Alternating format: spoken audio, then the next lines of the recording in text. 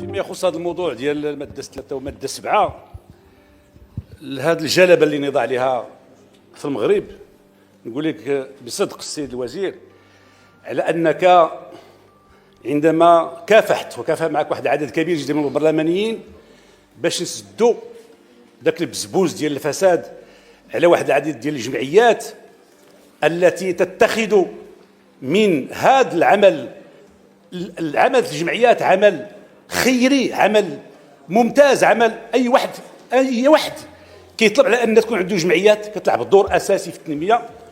والدستور اكد على كما قالوا الاخوان كاملين، اكد على دور هذه الجمعيات، ولكن اكد على دور هذه الجمعيات في المساهمه في السياسات العامه، في ابداء مقترحات، في واحد العدد ديال المسائل يمكن ديروا من الجمعيات مئات المواضيع. ولكن الا خدينا هذه الجمعيات المتخصصه فعلا في الطبقه السياسيه ومتخصصه في المنتخبين والمتخصصه في ضرب مصداقيه الديمقراطيه في بلادنا، هذا شيء اخر. لان انطلقنا من جمعيه واحده الى 500 جمعيه. كيقول 500 جمعيه كتجي كتطلب ماشي قضيه تبليغ، قضيه ان بعض هذه الجمعيات ورؤساء هذه الجمعيات كلهم ينتمون الى احزاب شاركت في انتخابات وسقطت في انتخابات ما عندها مصداقيه داخل الشعب المغربي، وكتتحول من منتخب كيدخل السياسه ما كيدي والو الى انه يتحول الى جمعيه وبدون علم اي احد تتحول عنده السلطه بحال السلطه ديال رئيس النيابه العامه.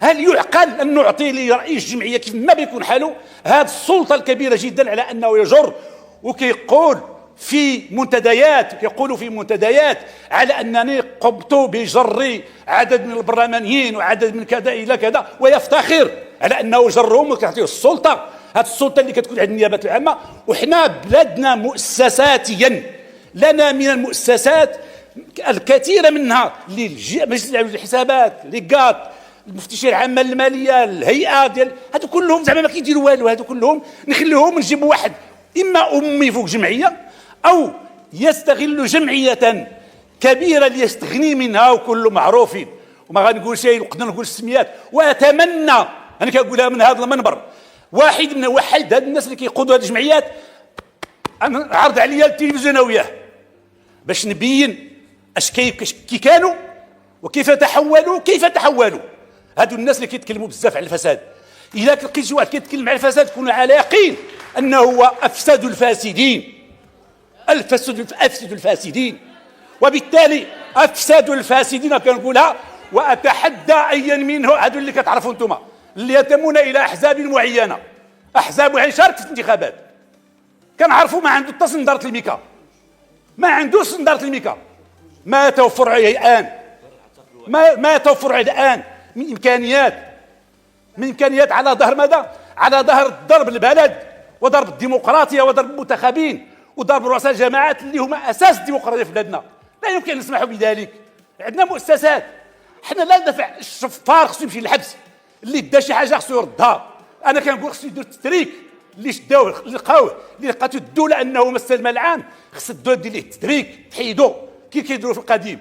ولكن ان نجر سياسيا وان نجر رئيسا او برلمانيا او ايا كان للمحاكم للجرائد وواحد الشبكه معقده باش نطحنوا هذاك الرجل، ونطحنوا مع السياسه ونطحنوا مع. وهذا الشيء كيكون اللي كنسمعوه فيما يخص التصنيفات ديال بلادنا، تصنيفات بلدنا فيما يخص هذه المسائل جايه من هذا الشيء، من هذه الجلبه اللي كاينه، الذي نريد ان نصور على ان بلدنا. سيد الرئيس الا سمحت يا سيد الرئيس سي تويزي، كاغلبيه كنقولوا على اننا